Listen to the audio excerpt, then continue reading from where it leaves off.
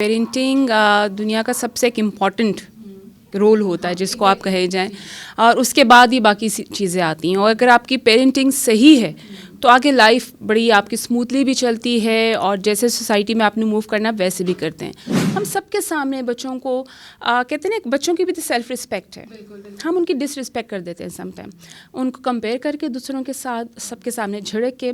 आपने सुना होगा मौला अली का एक बड़ा अच्छा कौल है, उन्होंने कहा है कि नसीहत करनी है तो कमरे में करो, तारीफ़ करनी है तो सबके आगे करो। जो जो टाइम आगे जाता है, जब पेरेंट्स का बच्चों के साथ इंटरेक्शन बढ़ जाता है, वहाँ पे सबसे कहते हैं कि इम्पॉर्टेंट टाइम स्टार्ट हो जाता है बच्चों का, जहाँ से उनकी लर्निंग और ग्रूमिंग स्टार्ट हो जाती है।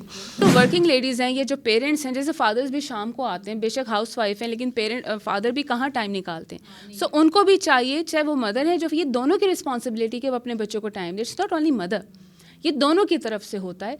तो दोनों जिस टाइम पे भी आती हैं, एटलीस्ट आप घर में उनके साथ सबसे पहले आके लंच नहीं तो डिनर करें, ताकि एक वो फैमिली टाइम हो, उन्हें पता हो कि जी पेरेंट्स हमारे साथ लंच या डिनर कर रहे हैं। सेकेंडली उनके साथ थोड़ा सा टाइम स्पेंड करें। ये जो कंपैरिजन का कल्चर है कि आप एक गलत तरीके से कर रहे हैं अपने बहन भाइयों में या आपने, तो वो जेलसी आती है, उसमें बच्चों को मोटिवेशन नहीं मिलती। मैंने जितने भी अब तक देखे हैं, जेलसी आई। मैंने बहुत से बच्चों को उनका काम फाड़ते हुए देखा है। अस्सलाम वालेकुम, welcome to podcast with Akasha Khan. Parenting is very important. हमारे स्टार्ट वाले जो बर्थ के डेज होते हैं उसमें पेरेंटिंग का रोल जो है वो बड़ा मेजर होता है, बिकॉज वहीं से सारी चीज़ें लर्निंग करनी होती हैं, वहीं से आपकी पर्सनालिटी डेवलपमेंट होती है, वहीं से आपकी ग्रूमिंग होती है। तो वो आपका जो पेरेंटिंग होती है ना, बड़ी ज़रूरी होती है किसी भी बच्चे की डेवलपमेंट के लिए हर तरह से।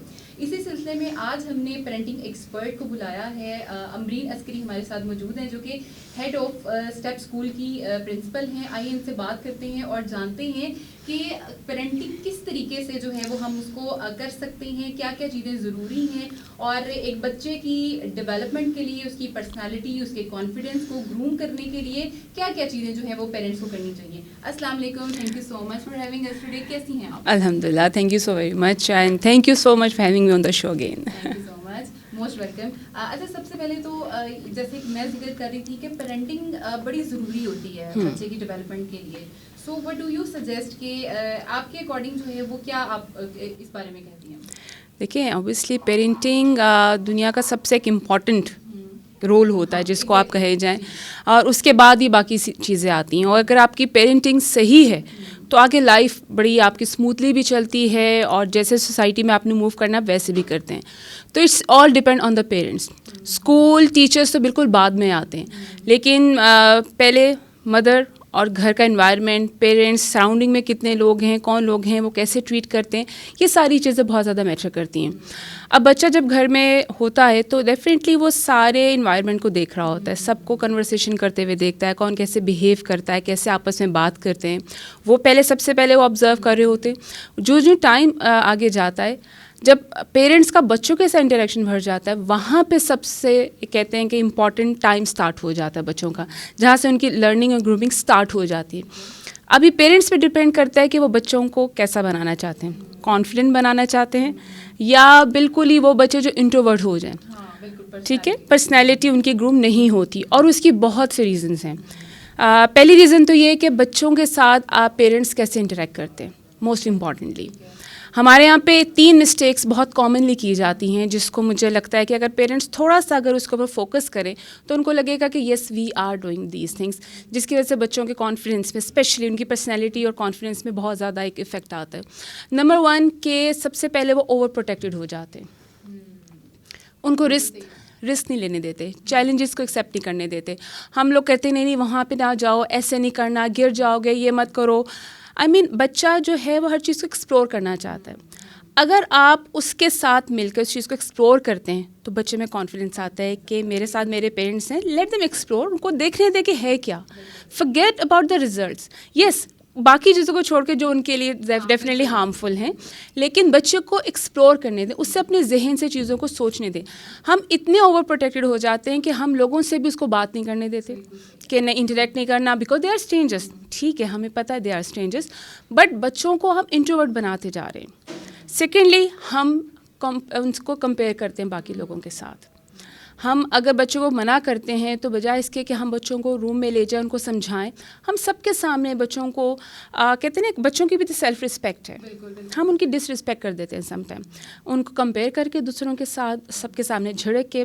आपने सुना होगा मौला अली का एक बड़ा अच्छा कौल है, उन्होंने कहा है कि नसीहत करनी है तो कमरे में करो, तारीफ़ करनी है तो सबके आगे करो।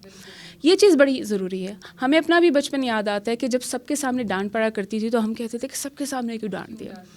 तो अगर आप वही काम अपने बच्चों के साथ आगे कर रहे हैं तो फिर तो आप वो एक चेन को ख़त्म नहीं होने दे रहे। और तीसरी एक चीज़ जो बड़ी इंपॉर्टेंट आ जाती है, जो हम सबको एक चीज़ देखनी चाहिए कि जब बच्चा आपके पास आता है, कोई भी काम लेता है तो आप उसको अप्रिशिएट करें। हमारे यहाँ पे अप्रिशिएट करने का जो एक कल्चर है बहुत कम है। हम उस वक्त तक बच्चों की तारीफ़ नहीं करते कि जब तक वो एक्स्ट्रा ऑर्डिनरी काम ना कर लें। हम ऑर्डिनरी चीज़ों को बिल्कुल भी फोकस नहीं करते हैं। बच्चा, जाहिर सी बात है, वो उस वक्त जितना उसका कैलिबर होगा उस हिसाब से वो काम करता है और आपके पास वो खुशी से लेकर आता है। हमारी उस तरफ टेंशन ही नहीं होती। हम कहते नहीं नहीं नहीं, इसको ऐसे नहीं करना था, आपको ऐसे करना था, इतने नंबर को लेकर इससे ज़्यादा लेकर आने थे। हम दूसरों के एग्जांपल्स देना शुरू कर देते हैं। कितने नंबर्स हैं आपके? Yes, नंबर्स कम बिल्कुल। आपकी पोजीशन क्यों नहीं है? बिल्कुल। आप ये नहीं देख रहे कि एक बच्चे ने 90 प्लस ग्रेड लिए हैं, बट द थिंग इज कि आपका फोकस उस पे कि आपने पोजीशन क्यों नहीं ली। तो ये चीज़ें हम बच्चों के अंदर एक उनकी पर्सनैलिटी को दबा रहे हैं।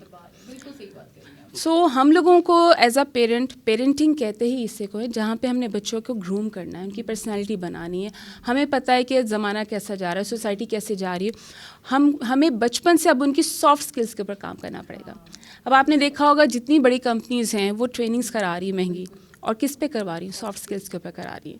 तो अगर हम ये चीज़ें पहले से डेवलप कर दें कि उनके अंदर कम्युनिकेशन कैसे करते हैं, कैसे कम्युनिकेट करते हैं दूसरों के साथ, आपने जब महफिल में होना है तो कैसे बात करनी है, क्या एटिकेट्स होने चाहिए, क्या मैनर्स हैं, जब आप रेस्टोरेंट में जाते हो तो हमने वहाँ पर कैसे बैठना है, आप बड़े आराम से। तो उसके लिए आपको खुद भी वैसे बनना पड़ेगा। आप शाउट कर रहे हैं और बच्चे से कह रहे हैं शाउट नहीं करें, ठीक है, तो ये नहीं होता। बच्चा तो आपको मिरर कर रहा है ना, आपको देख रहा है, आप जो करेंगे उसने आपको कॉपी करना है। हमें एक एग्जाम्पल, एक रोल मॉडल उनके लिए बनना पड़ेगा। इसमें ये बात हम मान सकते हैं कि वी ऑल मेक मिस्टेक्स, लेकिन बच्चे को भी सिखाएं कि it's okay to make mistakes. कोई बात नहीं अगर कम नंबर से, next time you can do it better. आप इनकरेज तो करें।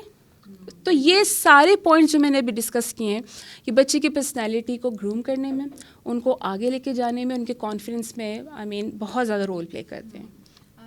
आप क्या समझती हैं कि क्या रोल है इस सारी चीज़ों का कि वो ठीक तरीके से मैनेज नहीं कर पा रही हैं या प्रायोरिटीज़ चेंज हैं? क्या ये बच्चों पे कितनी ग्रूमिंग उनकी जो है वो इफ़ेक्ट करती है? देखें, इफ़ेक्ट तो करती है अगर आप उनको टाइम नहीं दे रहे हैं। मेरा तो पहले मानना है कि 3 साल तक एटलीस्ट बच्चों को बहुत रिक्वायर्ड होता है कि उसके पेरेंट्स उस पर 100% तवज्जो दें। अगर वर्किंग आप शुरू से हैं और आपको लगा कि आप नहीं इस चीज़ में गैप ला सकते, उसमें ये कि then you have to manage your time. अब ये नहीं हो सकता कि आप काम करके आ रहे हैं और घर आके कह रहे हैं जी मैं बड़ी थकी हुई हूँ, तो मैं हैंडल नहीं कर सकती। अगर आपने अपनी फैमिली को भी आगे साथ लेकर चलना है और आपने अपने करियर को भी बनाना है, तो उसमें फिर आपको दोनों को पैरेलल लेकर चलना पड़ता है। इसलिए अक्सर अब आपने देखा है कि कंपनीज़ में आपके वहाँ पे डे केयर सेंटर्स बच्चों हो गए हैं, ताकि वो गैप ना आए, मदर्स को भी वो टेंशन न रहे कि बच्चे घर में। सेकेंडली, अगर ऐसी चीज़ नहीं है और मदर दोपहर में आती, शाम में आती, तो उनको अपने ज़रा कंफर्ट जोन से, यानी कि घर का जो रिलैक्स टाइम है उसको थोड़ा सा कम करके आपको बच्चों के साथ टाइम स्पेंड करना पड़ता है। अगर आप उनके साथ 1 आवर भी लगा लेते हैं कि आपका डे कैसा था, आपने क्या पढ़ा, आप साथ में बैठ के उनकी कॉपीज़ देखते हैं, उनका सारे दिन का वर्क करते हैं, उनसे कम्युनिकेट करते हैं। जो पहली बात हम लोगों ने की उसमें एक्चुअली, चाहे वो हाउस वाइफ्स हैं चाहे वो वर्किंग लेडी, एक चीज़ की कमी है, वह है कम्युनिकेशन की, कि हम बच्चों के साथ बातचीत का टाइम बहुत कम निकालते हैं। जो वर्किंग लेडीज़ हैं, ये जो पेरेंट्स हैं, जैसे फादर्स भी शाम को आते हैं, बेशक हाउस वाइफ हैं लेकिन फादर भी कहाँ टाइम निकालते हैं। उनको भी चाहिए, चाहे वो मदर है, जो ये दोनों की रिस्पॉन्सिबिलिटी कि वो अपने बच्चों को time they. It's not only mother, ये दोनों की तरफ से होता है। तो दोनों जिस टाइम पे भी आती हैं, एटलीस्ट आप घर में उनके साथ सबसे पहले आके लंच नहीं तो डिनर करें, ताकि एक वो फैमिली टाइम हो, उन्हें पता हो कि जी पेरेंट्स हमारे साथ लंच या डिनर कर रहे हैं। सेकेंडली, उनके साथ थोड़ा सा टाइम स्पेंड करें, जिसमें अपार्ट फ्रॉम दिस स्टडीज़ को भी करें, लेकिन आप उनसे रेगुलर डिस्कशन करें, कैसा दिन था, क्या अच्छा लगता है, उनसे फ्यूचर की डिस्कस, अपने डे के मतलब उनसे। तो आपको लगेगा कि बच्चे को फील होगा कि आप कहीं ना कहीं उनसे कनेक्टेड हैं, ऐसा बिल्कुल नहीं कि मैंने सारे दिन शक्ल भी नहीं देखी, घर आने के बाद भी मदर थकी हुई है, किचन में चली गई हैं। हमारे पास ऐसे बच्चों का होता है वही बात कि वो फिर या तो वो गैजेट्स की तरफ बहुत ज़्यादा अपने रूम में रहना पसंद करते हैं, ज़्यादा लोगों से फिर इंटरेक्ट नहीं करते हैं, क्योंकि पेरेंट्स ही आगे लेकर जाते हैं कि देखो ये आपकी फैमिली है, ये रिलेटिव्स हैं, ये फ्रेंड्स हैं। सो वो अगर उनके पास टाइम नहीं है तो बच्चे तो बिल्कुल ही पीछे हो जाएंगे, वो तो किसी से मिलना पसंद नहीं करेंगे। आजकल वैसे भी बच्चे फैमिली में इतना जाना पसंद नहीं करते, उनको होता है कि अपने फ्रेंड्स में रहें, फ्रेंड जोन में रहें, अपने रूम में रहें, अपने मोबाइल्स के साथ रहें। और हमने जो एक्चुअली नए ज़माने के लिहाज से जो सबसे बड़ी गलती हमने कर दी है वो है कि हमने अपने बच्चों को मोबाइल्स दे दिए। अब मोबाइल की दुनिया टोटली फ़र्क है आपकी बाहर की दुनिया से, और जो बच्चे मोबाइल्स के साथ हैं वहाँ की दुनिया बड़ी फास्ट है, हर चीज़ बड़ी जल्दी जल्दी चल रही है, उनका जो डेवलपमेंट है, जो उनका ब्रेन जो चल रहा है वो उसके साथ चल रहा है। जब वो कहीं मार्केट में जाते हैं, फैमिली में जाते हैं, तो वहाँ पे उनको वो तेज़ी नज़र नहीं आती, तो वो फ्रस्ट्रेट हो जाते हैं, क्या है मामा, इसलिए उनको चीज़ें बोरिंग लगती हैं। सो एक हद तक आप उनको चीज़ें प्रोवाइड करें, एक टाइम, अब क्योंकि अब हम ये नहीं कह सकते कि आप इनको बिल्कुल ना दें, अब वो टाइम भी नहीं है, लेकिन टाइम के साथ चीज़ों को प्रोवाइड करें, वक्त से पहले कोई चीज़ मत दें। 3, 4, 5, 6 साल तक की उम्र बच्चों की बहुत सेंसिटिव होती है, उनकी डेवलपमेंट हो रही होती है, कोशिश करें कि इन चीज़ों को अवॉइड करें।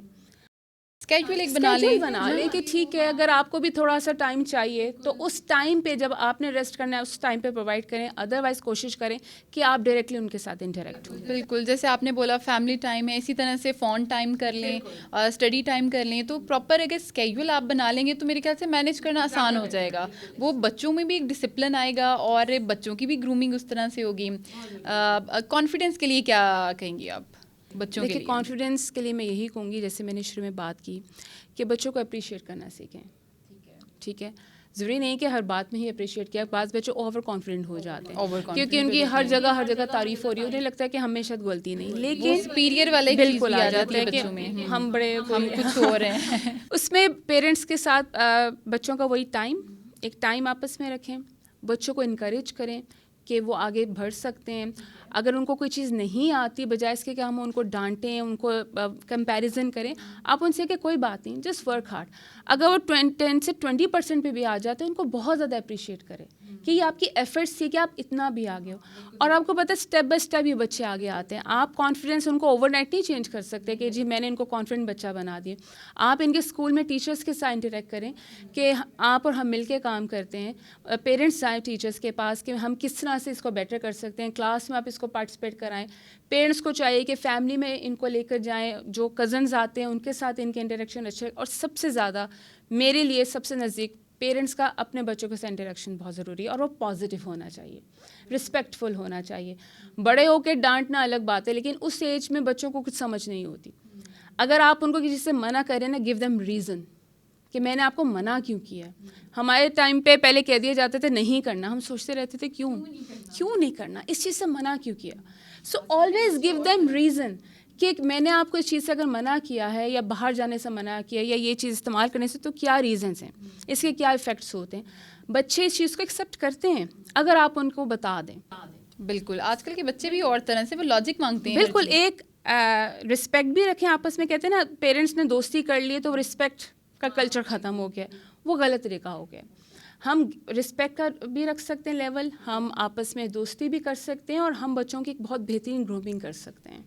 हाँ बिल्कुल ठीक है। अच्छा, अक्सर मैंने पेरेंट्स को देखा है अपने ही बच्चों में कंपैरिजन करना कि आपका बड़ा भाई, आपकी बड़ी बहन जो है वो ऐसे थी वैसे थी। मतलब अगर हम कंपैरिजन की बात करें, बाहर तो दूर की बात है, मुझे लगता है घर के अंदर भी पेरेंट्स में जो अगर आपके 3-4 सिबलिंग्स हैं उनमें भी डिफरेंस की वजह से भी बच्चे की अफेक्ट करती है। और वो ज़्यादा करती है। शायद बाहर को उसको इतना फील ना हो, लेकिन आप जब एक कंपटीशन घर में, एक होता है हेल्दी कंपटीशन, एक होता है कि आप उसको कहते हैं ना कि क्रिटिसाइज कर रहे हैं, आप उसको टीज करें कि वो देखो तुम्हारी बहन इस चीज़ में कितनी। और ये मेरे सामने because being a principal, being a teacher, जब when I used to tell them please ये आप कंपैरिजन करना बंद, मुझे ये चीज़ मत बताएं कि आपका इसका बड़ा भाई क्या करता है, वो बहुत। और सामने बिठा के पेरेंट्स मुझे ऐसी चीज़ें बता रहे होते थे। सो मेरे लिए ये चीज़ बड़ा, पेरेंट्स की भी मुझे काउंसलिंग करनी पड़ती थी। देखें, उनको समझाना पड़ता है। सो पेरेंट्स को खुद भी जब आप पेरेंट हो जाते हैं तो try to understand what is parenting, इसके लिए पढ़ें क्योंकि अगर आप इसको पढ़ते भी हैं कि पेरेंटिंग क्या है, ये आपके लिए बड़ा अच्छा है, आपको बहुत अच्छे सजेशंस मिल जाते हैं। ये अल्लाह ताला ने बेशक आपको एक बहुत बड़ा रुतबा दिया, लेकिन अगर आप उसको राइट ट्रैक में लेकर जाते हैं तो आप अपने बच्चे के लिए काम कर रहे हैं। बाहर के मुल्कों में तो वो जब जो लेडी हैं जब वो प्रेग्नेंट होती हैं तभी से उनकी ट्रेनिंग स्टार्ट हो जाती है, वो बहुत सी चीज़ों को पढ़ना शुरू कर देती हैं कि मैंने बच्चों को कैसे आगे लेकर चलना है, तो इसमें क्या बुराई है। सो ये जो कंपैरिजन का कल्चर है कि आप एक गलत तरीके से कर रहे हैं अपने बहन भाइयों में या आपने, तो वो जेलसी आती है, उसमें बच्चों को मोटिवेशन नहीं मिलती। मैंने जितने भी अब तक देखे हैं जेलसी आई, मैंने बहुत से बच्चों को उनका काम फाड़ते हुए देखा है जेलसी में कि क्यों कहा था कि इसका काम अच्छा है। सो आप ये कंपैरिजन छोड़ दें, इस चीज़ को बच्चों को उसी हद तक ही रहने दें। अगर आप कोई चीज़ समझाना चाहते हैं तो बेहतर तरीके से समझाएं, ना कि अगले को इतना आप वो एक आला बना देते हैं और आप अगले को लगता है अच्छा शायद मुझे कुछ नहीं आता या मैं लाइफ में, आप देखिए ये थॉट आती है कि शायद मैं कुछ नहीं कर सकती लाइफ में। नहीं आती है, हमें अभी भी आती है, हम अपने से बेटर लोगों को देखेंगे हमें फील होगा कि शायद हम लाइफ में कुछ नहीं कर सकते, नहीं कर सकते। बच्चे तो बच्चे हैं, फिर बच्चे तो वो तो ज़्यादा सेंसिटिव हैं, वो ज़्यादा फील करते हैं इस चीज़ को, और मैं समझती हूँ कि उनके लिए इस तरह की चीज़ें फेस करना ज़्यादा मुश्किल होती हैं, क्योंकि उनको समझ नहीं है ना, हाँ, इसको उनको कैसे समझ वो नहीं है। किससे, देखिए हम तो शायद आप और मैं बैठ के शेयर कर लेंगे, बात कर उन्हें लेंगे। नहीं पता कि मैं किसी से शेयर कर सकती हूँ, मैं किसी से बेटर कोई अपॉर्चुनिटी या बेटर कोई एडवाइस ले सकती, उन्हें नहीं पता।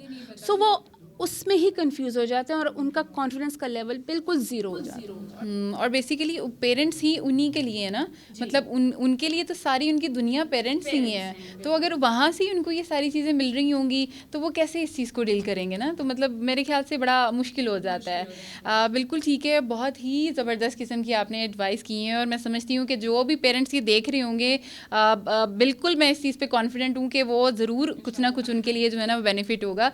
बट द थिंग इज़ कि हमें सेशन जो है वो वाइंड अप करना है। So thank you so much, आपने अपना इतना कीमती वक्त हमें दिया है, और मैं उम्मीद करती हूँ कि आज का सेशन आप लोग के लिए भी बहुत इन्फॉर्मेटिव होगा। बहुत सारे पेरेंट्स जो कि बहुत ही वरिड होते हैं, अक्सर मेरे पास भी आ रहे होते हैं कि बच्चे के साथ ये मसला है, इस तरह से है। सो जब तक आप खुद को नहीं देखेंगे, आप अपनी पेरेंटिंग पे फोकस नहीं करेंगे, तो मेरे ख्याल से चीज़ें आपकी बेहतर नहीं होंगी। आप बच्चों को टाइम ज़रूर दें, लेकिन आप काम भी ऑब्वियसली आपने करना है, बट द थिंग इज़ कि आप उनको क्वालिटी ऑफ टाइम दें, उनकी एक स्केड्यूलिंग कर लें, अपने चीज़ों को बच्चों को हर तरीके से मैनेज कर लें, तो मेरे ख्याल से चीज़ें आपकी बेहतर की तरफ जो है वो जा सकती हैं। इसी के साथ मुझे दीजिए इजाज़त, नए सेशन में नए मेहमान के साथ दोबारा हाजिर होंगी। तब तक के लिए अपना बहुत सारा ख्याल रखिएगा। अल्लाह हाफिज़।